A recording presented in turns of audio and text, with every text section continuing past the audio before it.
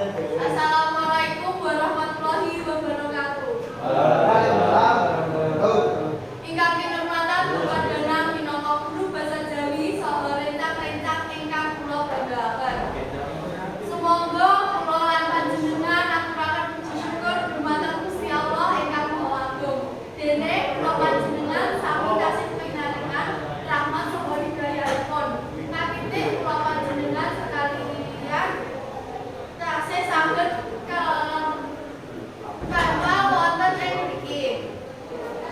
Saderenge tepangaken nami kula Ayu Zahra Hoirunisa sesuli minangka saking kelas 11 DPP Tunggal.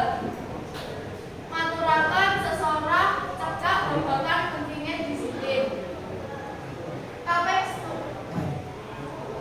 Kaping setunggal kedah ngertos napa niku disiplin. Disiplin minangka dorongan batin kanggo nindakake sembarang kanthi bener ing wektu lan panggonan sing tepat. Kanthi cara tunduk kalih peraturan sing diterapake. Salajengipun disiplin sekolah inggih menika upaya sekolah kangge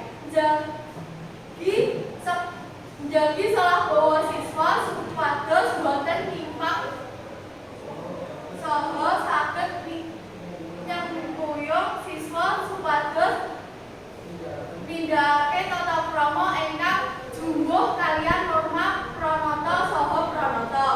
Tujuan saka disiplin sekolah inggih menika damel maringi dukungan kanggo perilaku sing ora nyimpang, nyengkuyung siswa nindakake perkara sing apik lan bener. Bantu siswa ngerti lan adaptasi lebih saka tumindak sing ditetapake dening sekolah lan siswa sinau damel urip saha perilaku.